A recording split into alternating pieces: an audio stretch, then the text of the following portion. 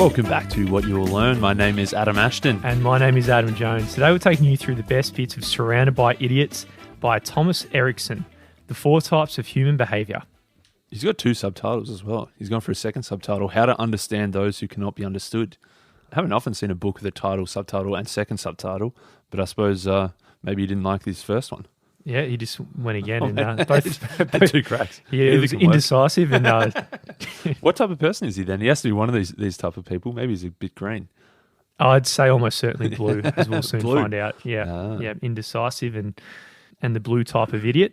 So this book is important because what is understood from the other person is going to be completely depending on the context of the person you're speaking to.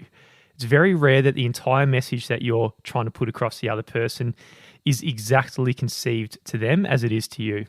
Yeah, so we're saying there's 4 different types of people, red, yellow, green, and blue.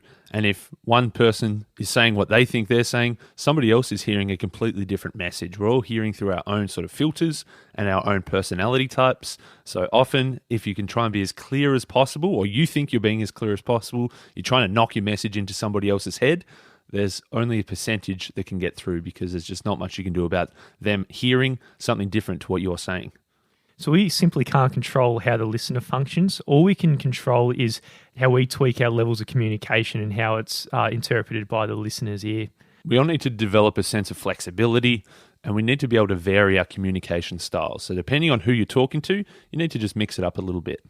So throughout this episode, we're going to focus on the 4 different colours that Asho just mentioned that are fundamental components of a person's behaviour. It's a little bit like a recipe. We all have a mix of colours. A lot of us are more dominant in one colour than others. But we need to understand all the ingredients that go together to really bake the cake of a human being. We're going to learn about our own strengths and weaknesses. We're going to learn about the strengths and weaknesses of other people. And once we know the pitfalls, then we can take appropriate measures to get around them. So we'll go through the 4 colours, and we'll start off with red. Because, of course, the reds, they like to get shit done. They want to be quick. They want to get things happening. So, of course, we need to start off with the reds. What should we do? If you're talking to a red, they're going to say, we're doing it my way and we're doing it right now. So these red types, they're bold, ambitious, driven. They're potentially hot-tempered. They're rash and dominant. You quickly notice a red person because they don't really make the slightest effort to conceal who they are. They make goals in life that other people can't even begin to imagine.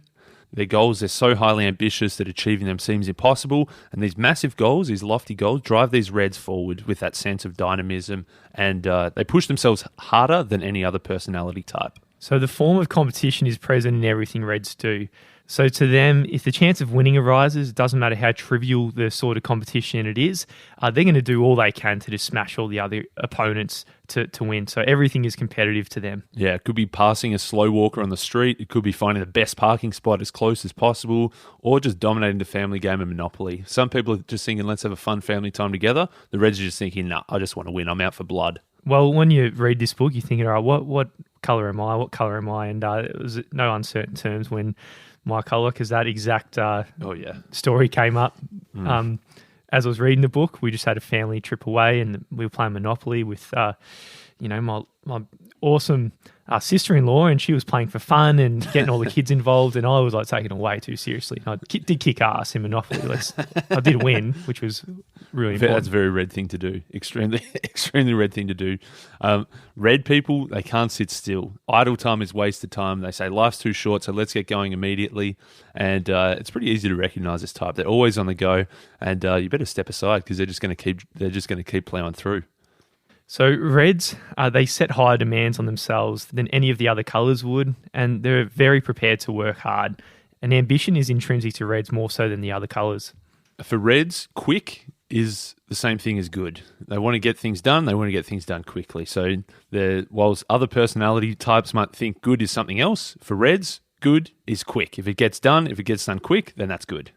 The second type of personality is the yellow behaviour. Now, there's a few words that can describe the yellows out there. They're optimistic and cheerful. They've got a bright outlook on life. And they are people who live to live and always finding opportunities to just be happy and have enjoyment. If life is a banquet, the yellows, they're the one who are savouring every last bite. They're driven by a bit of laughter. They're driven by a bit of fun. They know that the sun is always shining somewhere.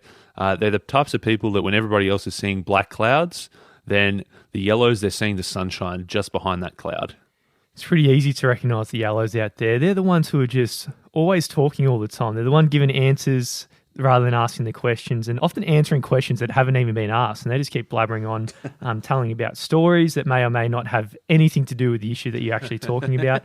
But it doesn't really matter because they're bloody good storytellers. They're going to put everyone in a cheerful mood.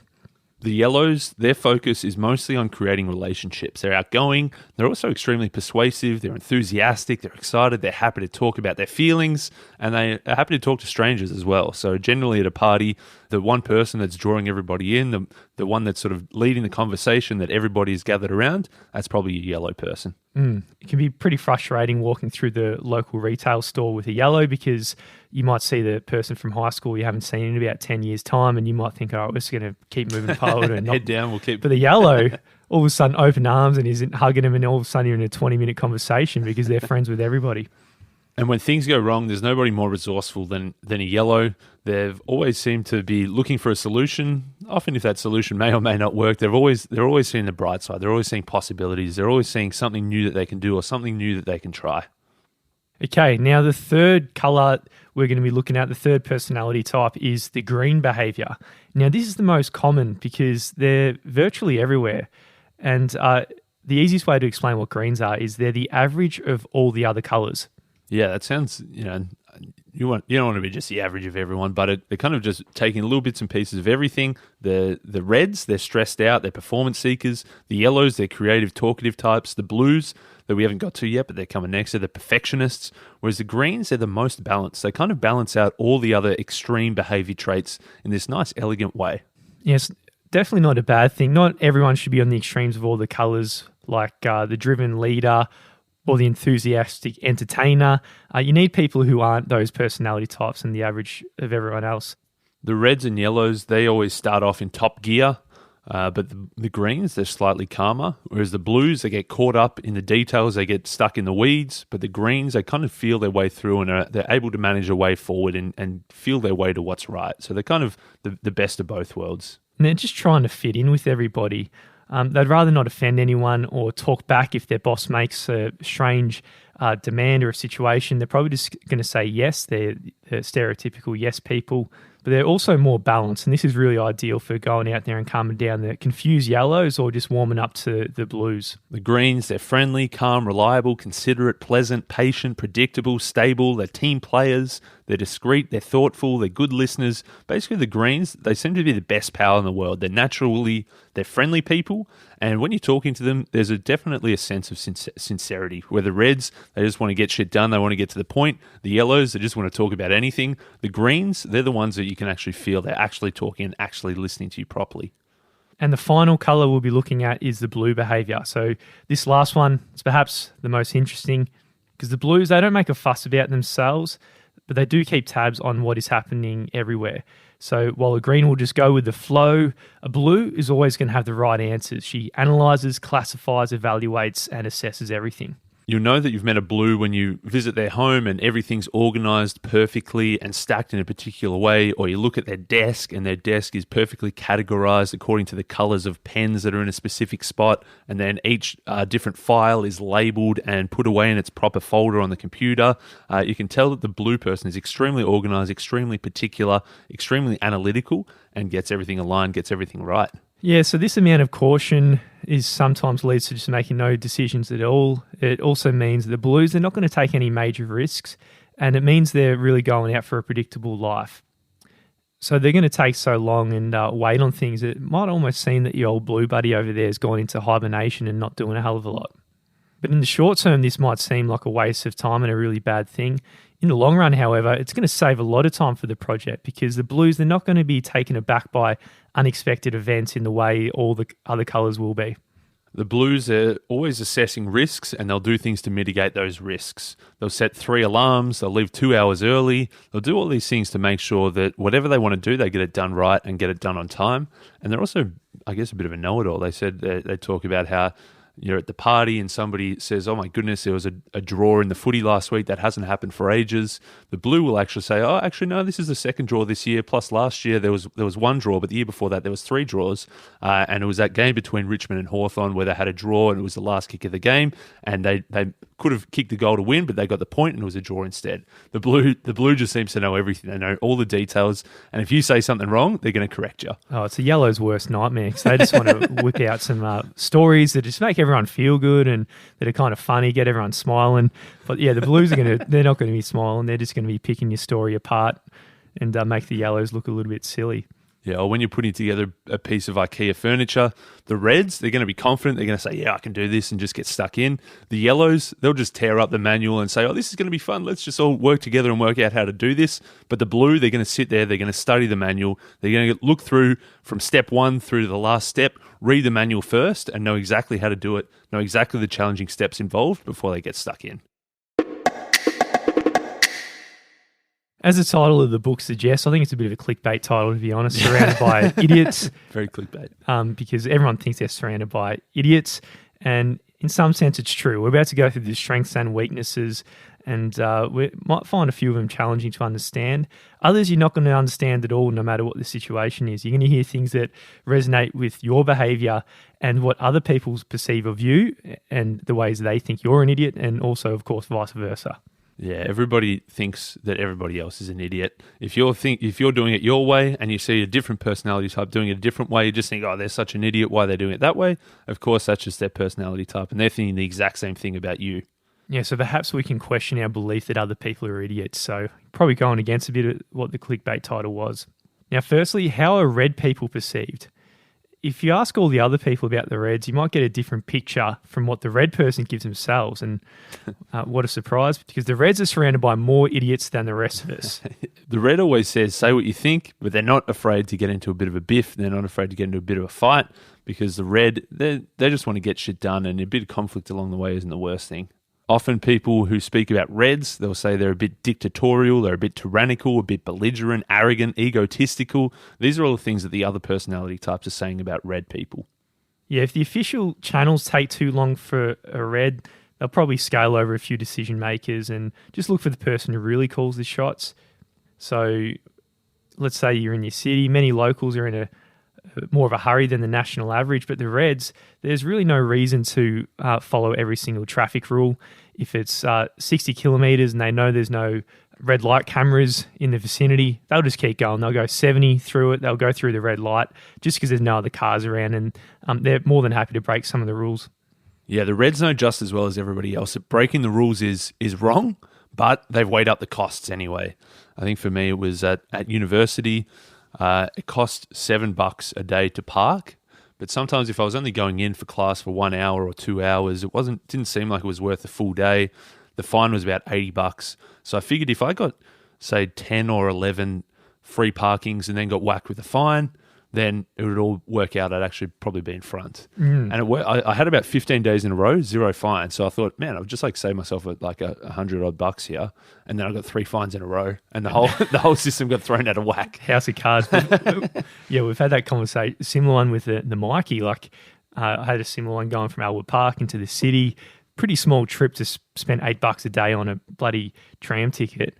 But just going for free every day, and there was hardly any inspectors. So the expected value is less than that of the fine. So happy to cop the fines in that sense. So that's very red behaviour from both of us. But since it's quicker that way, Reds will do it anyway. More than happy to break the rules, because remember, the intention is just to get the job done, whatever that might be. Yeah. The Reds, they're often perceived as overbearing. They're often seen as controlling. And they often like to do things their way, and they need to make sure that everybody else is doing it their way as well. But for the Reds, at the heart of their need for control is a belief that they probably know more than everybody else. They're probably better than everybody else. They're probably quicker than everybody else. So that's why they're always keeping tabs on everybody around them to make sure that they're working hard enough, they're working quick enough, and they're all getting things done their way. Yeah, that perception that they're better than everyone else, it might not be founded in truth whatsoever. So there's a lot of disadvantages in that. But there's also the disadvantage of everybody else just feeling they're being controlled. Because sometimes for some of the colours, it might feel good that a red person's holding the baton and trying to take control. But a lot of people out there, they just feel limited and just want to escape this overburdening red type. So that's some of the strengths and the weaknesses of the reds. Now as we move on to the yellows, they're often perceived as, funny, entertaining, divinely positive. That's all true, and that's especially how they would see themselves. But other people might say that they're selfish, superficial, they're overly self-confident, they often talk too much and don't listen enough. So as we see, yellows, they're superstars with words and communicators. Words just pop up with ease and without effort. However, it can be too much of a good thing because there is a limit and there's time for to break off. Because yellows, especially the ones without self-awareness of read books like this, it's never going to occur to them to wrap it up. All right, it's time to wrap it up. We've had a 1 hour meeting, mate, and speaking from experience with the yellow, I know who you know that I've got in mind here. But 40 minutes into a meeting, I put a timer on once. 40 minutes out of the 60-minute meeting, this one yellow was just going on. They weren't even the boss. Incredibly frustrating. Yeah, and it's very frustrating at in the office, maybe the boss or the leader of the meeting will sort of present, hey, here's what we're thinking, here's all the options, here's the possibilities. Okay, who else has got a comment? The yellow's always going to be the first one to pipe up. And as you say, they're just going to go on and on and on and on. And almost nobody else is going to have a crack to say anything.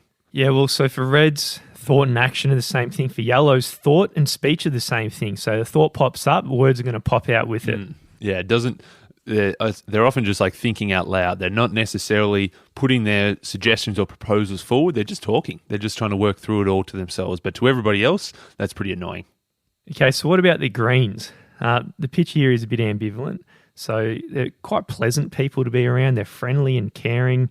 There's also other opinions of the greens. Yeah, definitely. The green has a bit of a fear of conflict, so they're always going to say yes, even if that sometimes means no. Reds and yellows, they especially have a problem with this. There's sometimes the silent resistance. Sometimes the green doesn't agree with you. They're either going to say yes or they're going to say nothing. They would rather stay quiet and stay silent rather than speak out and risk a bit of conflict. The greatest enemy of the greens is lots of work. This is the exact one thing that they're trying to avoid in their mindset and their actions. And because it's this belief that life and everything, it should just be a walk in the park and as easy as possible. Difficulty is something that should be avoided. Yeah, they're reluctant to take a position on sensitive issues. They may have just as many views and opinions as everybody else, but they don't go out there and shout it from the rooftops because, of course, that means that somebody else is going to disagree with them. That means they're going to get into an argument, and that's just too much hard work. It's better to be safe than sorry. It's better to just stay quiet. It's better to not overcommit to big, new, risky projects. They'd rather just have things nice and comfortable and easy. So let's consider a situation. You're in a meeting at work and you got 10 people present and the boss asks, what is everybody thinking? Of course, the reds and yellows, they're going to pipe up about the proposal they've seen. The reds are probably going to be a bit more blunt and maybe a bit more direct and short with the words. The yellows are probably just going to fill the space and just talk about their own reflections of it. One or two blues, they're going to have a question about it and asking for details. What do the greens do? Absolutely nothing. They just sit there, they just lean back and let themselves absorb the proposal. Yeah, and okay, so now that's a 3. Let's finish off with the blues. The blues, they're seen as perfectionists. They're seen as know-it-alls. They're seen as knowing all the details. Of course, that can be a good thing or a bad thing. To the blue, knowing everything is a good thing. To somebody else, knowing everything is pretty bloody annoying. If you say that you come up with some special fact or some idea or some suggestion, and the blues say no, you're wrong, this is right, that's pretty bloody annoying. Yeah, you might go out there in a project and you get a 0 draft done, your first draft, and it's 95% right. And you hand it over to a blue, and then all of a sudden it's 100% wrong. Yeah, that's right. Because it's not 100% right. That's right. Pretty bloody frustrating. But if they were to do it, it'd just sit on their to-do list forever, and it'd just be in perpetual tasks, and nothing would ever get done. Yeah, that's right. They're also perceived as a bit suspicious, a bit tedious, a bit aloof, even a bit cold-hearted, always questioning, almost lacking independence a little bit, and often seen as, the worst things of bureaucracy. They want to know all the risks, all the ideas, all the steps way ahead of time, and they don't like to start anything until they know all the possible landmines that are going to lay ahead and then what the potential solutions if those landmines pop up. So a sprinkle of blue is important, but if you put too many blues in the one group, they're going to plan until the next century without putting a shovel into ground. So yeah, the weaknesses and the strengths are self-evident with the blues. So far we've laid out the 4 different personality types. We've laid out a bit of the strengths and weaknesses of each and how they're perceived by the different groups. So now we get to the point, okay, if there's all these different types of people, you've probably recognized yourself in one of these. You've probably recognized a lot of your friends or colleagues in another bucket. What the hell do you do about it? Yeah, so our natural condition is just to exhibit our core behaviour, whatever colour you might be, and you just stick with that. The unnatural behaviour is to continually adapt to others, and this requires a bit of being self-aware. It requires training, ability, and energy. The thing you got to realize is that no matter which of the 4 buckets you're in, you're always going to be in the minority, because obviously there's one of your group and there's 3 of the other groups. It means you're always lower in numbers than everybody else. So of course that means that you're going to have to adapt to everybody else. It's going to be more common than not that you're going to be speaking to somebody who isn't your color. So more often than not, you're going to have to be speaking in a different sort of language here rather than your own. So what do you do about those bloody reds if you're one of the other colors? We get to hop into the red shoes to understand them, to how we can best act around them. So remember, red probably is expecting you to do exactly what they ask of you as quickly as possible, and preferably even faster than as quickly as you can possibly do it. Yeah, as quickly as possible, and then probably even faster than that as well, because the reds, they say that everybody else is too slow. The reds, they say that everybody else is speaking too slow, acting too slow, deciding too slow. They're using too many words inefficiently and ineffectively, and the reds just want to get shit done and get shit moving. Everybody else is thinking and talking, but the reds are all about action. So if you want to adapt to a red's tempo, you got to hurry up, you got to speak up and act more quickly. And when you're speaking to him on the Monday morning at the coffee cooler, at the water cooler, you don't have to ask them about the weekend. You don't have to shoot the shit. It's just going to be a waste of their time. You just get straight into business, and the reds are more than happy about that. Yeah, the reds say that you can sleep when you're dead. If you've got a boss who's red, they're gonna work hard, and they're gonna expect you to work hard, probably harder than everybody else you've ever met. They're going to have so many different irons in the fire. They're going to be jumping from project to project to project, but at the same time, they're going to have full control. They know exactly what's going on, and even though it seems like chaos, it's actually organized chaos. And the reds out there need to understand that the road to full transparency is to adapt to others. I think reds have got a lot to learn from this book, because they just see everyone else that should be reds because everyone else are idiots. But the thought should cross their mind that sometimes it's better to pause and reflect and actually care about other people. I mean, if someone at the water cooler is saying about their weekend and their child's first tooth came out, rather than just not giving a shit whatsoever and just trying to get away from the conversation, they can actually actively listen and contribute to the discussion and build a relationship. And once a red understands what the small talk is all about, the door is open to actually lead and communicate with the other people. On to the yellows. The yellows like it. They think it's just nice that everybody's here, everybody's together, everybody's working together. Yellows, they function best when they're happy and content. They like to smile, they like to have fun, they like to laugh. So if you're dealing with a yellow, you're going to have to listen to their crazy stories. You're going to have to giggle along to their dodgy, childish jokes. You're going to have to foster that easygoing and happy-go-lucky and almost childlike atmosphere, because that's how the yellows operate best. If you want to communicate and keep the yellows' attention, you need to get rid of the minutiae, as much of it as you can, and don't be afraid of asking the big questions and talking about the big, broad and lofty goals, because that's exactly what the yellows are most interested in. As we know, the yellows like to talk, so sometimes you're going to have to let them talk a bit. They prefer to talk than to listen. That's how, talking is how they think through things. And if you want to get a yellow to do something, you got to sort of pitch it to them in a specific way. They like to do things that are new and innovative and just developed or state of the art. They want to be the first ones to dive in and play around with something new and exciting. And so that's how you're going to have to pitch it to them if you want to get them to do stuff. One of the big issues with yellows, which you might have understood by now, there's a lot more talk than work actually happening. So they'll just keep talking about doing things rather than actually doing anything. And everyone who knows genuine yellows, they know what we're talking about here. So many people have trouble getting motivated to work, especially with boring tasks. But yellows find it extra hard to leave the starting block when facing uncomfortable tasks. So at the very start, when things are inspiring and exciting and getting things moving, the yellow will be all over it. They'll be full of energy and enthusiasm. But when it comes to delivery and actually delivering the day-to-day boring stuff, the yellows would have probably thrown the grenade in the trenches and just bolted after that, and they're totally out of the room. That's right. Now, for the greens, security is always important. The green, they worry about everything that may happen. They worry about all the things that can go wrong. The green doesn't like insecurity, and often the solution for the green is just to hide under the covers and do nothing, because that's easier than doing something wrong. So if you're dealing with a green person, you need to be aware of this, and you need to be able to work around that and help them out by helping them work through all the potential hurdles that are about to pop up. So greens feel better when they don't have to be active and the ones doing stuff all the time. They come home on a Friday evening, they're completely exhausted from spending the entire week trying to accomplish as little as possible. That they now feel like they need to take a good rest from trying to do nothing so hard all week. They're putting so much effort into trying not to do anything.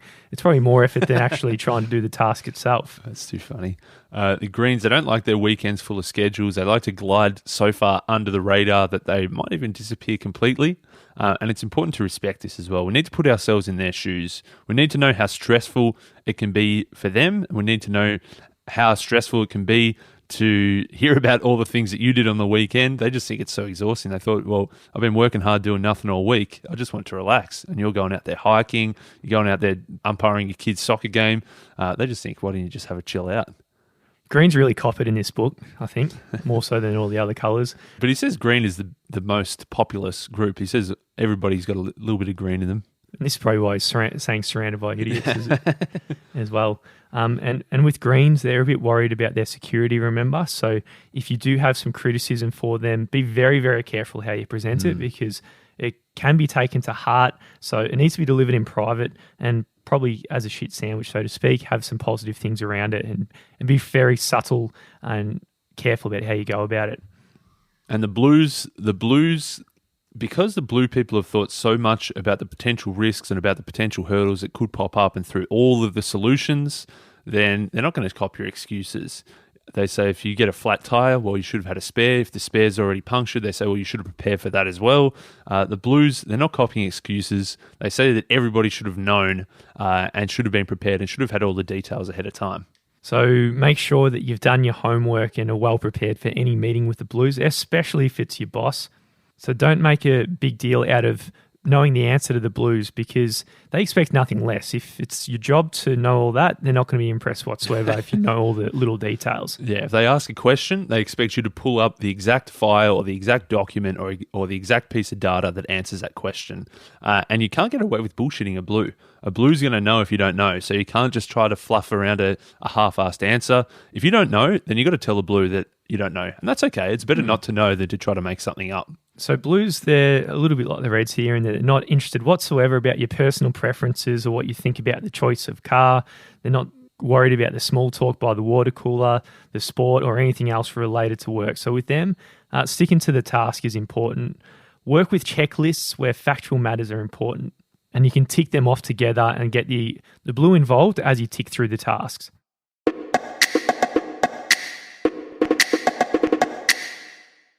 So in conclusion, the pretty obvious solution to this is when you're dealing with a red person, use red behaviour. When you're dealing with a yellow person, use yellow behaviour. Green with green, blue with blue.